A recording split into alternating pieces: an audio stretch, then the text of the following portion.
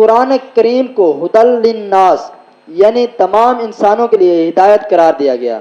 یہ کسی خاص قوم یا نسل کے لیے نہیں بلکہ پوری انسانیت کے لیے نازل کیا گیا. میں چاہوں گا قرآن مجید کو ہدی للناس یعنی تمام انسانوں کے لیے ہدایت کیوں کہا گیا، اس بارے میں ارشاد فرمائیے گا. حضرات محترم، یہ قرآن پاک اللہ تبارک و تعالیٰ کی عظیم کتاب ہے جی تاکہ لوگ متقی بن جائیں، پرہیزگار بن جائیں. اس کے اندر ہر چیز کا ذکر موجود ہے. اللہ تبارک و تعالی نے قرآن پاک کے اندر ارشاد فرمایا اہدنا الصراط المستقیم، ہمیں سیدھے راستے پر چلا. اس سے مراد عقائد کا راستہ ہے، جس راستے پر تمام انبیاء کرام چلے، جس راستے پر تمام صحابہ کرام چلے، جس راستے پر تبع تابعین چلے، جس راستے پر تمام بزرگان دین چلے، جس راستے پر تمام اولیاء اللہ چلے، یہ سیدھا راستہ ہے. جو بھی اس کو پڑھتا ہے وہ متقی اور پرہیزگار بن جاتا ہے. اللہ تبارک و تعالی نے قرآن پاک کے اندر ارشاد فرمایا یا ایھا الذین آمنوا اتقوا اللہ وکونوا مع الصادقین، اے ایمان والو میں اللہ سے ڈرو اور سچے لوگوں کے ساتھ ہو جاؤ. سبحان اللہ سبحان اللہ، ماشاء اللہ، کیا ہی بات ہے، بہت خوبصورت آپ نے وضاحت فرمائی. قرآن کی آیات میں حکمت کے ہیں دریا، جو اس کو سمجھ لے وہی اہل تقوی. سبحان اللہ. ناظرین کرام، اس پر مزید ہم یہ آگے عرض کریں گے یہ ہدایت ہمیں کس طرح ملتی ہے، قرآن ہمیں زندگی کے کن شعبوں میں رہنمائی فراہم کرتا ہے. ان پہلوؤں پر علامہ صاحب نے وضاحت کی. یہ حقیقت ہے کہ جو قرآن کو اپناتا ہے وہ کامیاب ہو جاتا ہے. ہمیں چاہیے کہ ہم اس ہدایت کو اپنی زندگی کا حصہ بنائیں اور اس پر عمل پیرا ہوں تاکہ ہم دنیا و آخرت میں سرخرو ہو سکیں. جو میرا اگلا سوال ہے وہ یہ ہے کہ قرآن محض الفاظ کا مجموعہ نہیں بلکہ ایک ضابطہ حیات ہے. یہ نہ صرف ایک فرد کی اصلاح کرتا ہے بلکہ ایک بہترین معاشرہ تشکیل دینے کی اصول بھی فراہم کرتا ہے.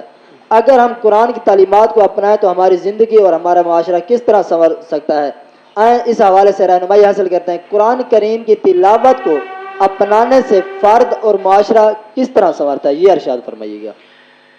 اللہ تبارک و تعالی نے قرآن پاک کے اندر ارشاد فرمایا ان الذین یتلون کتاب اللہ واقاموا الصلاۃ وانفقوا مما رزقناہم سرا وعلانیۃ یرجون تجارۃ لن تبور.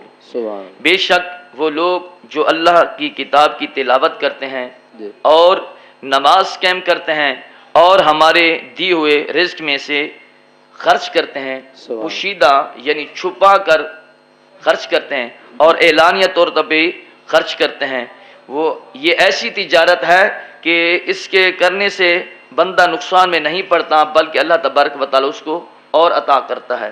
سبحان اللہ. اور حضرت عثمان غنی رضی اللہ تعالیٰ عنہ حدیث پاک کے راوی ہیں اور بخاری شریف کے اندر یہ حدیث پاک بھی موجود ہے خیرکم من تعلم القرآن وعلمہ، تم میں سے بہترین شخص وہ ہے جو قرآن پاک سیکھے اور دوسروں کو سکھائے. سبحان اللہ. اور دوسری حدیث پاک حضرت ابو امامہ سے روایت ہے، نبی پاک علیہ الصلوۃ والسلام نے فرمایا کہ تم صبح کے ٹائم شام کے ٹائم قرآن پاک کی تلاوت کیا کرو. سبحان اللہ. یہ قرآن پاک بروز قیامت اپنے پڑھنے والے کی سفارش کرے گا. یعنی جو بندہ اس کو پڑھتا ہے، قرآن پاک کی تلاوت کرتا ہے، دن کو شام کو دوپہر کو جس ٹائم اس کا دل کرتا ہے وہ قرآن پاک کی تلاوت کرتا ہے، یہ قرآن پاک بروز قیامت پڑھنے والے کی سفارش کرے گا. بے شک. سبحان اللہ. ماشاء اللہ. جس طرح وہ اشعار میں قرآن آتے تو پڑھ میں کو میں تیرے نال وفا کیسا. سبحان اللہ. کیا یہ بات ہے، بہت خوبصورت وضاحت فرمائی علامہ صاحب نے.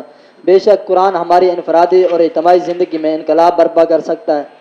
ضرورت اس امر کی ہے کہ ہم اس کی تعلیمات کو عملی طور پر اپنائیں تاکہ ایک مثالی اسلامی معاشرہ تشکیل دیا جا سکے. سبحان اللہ.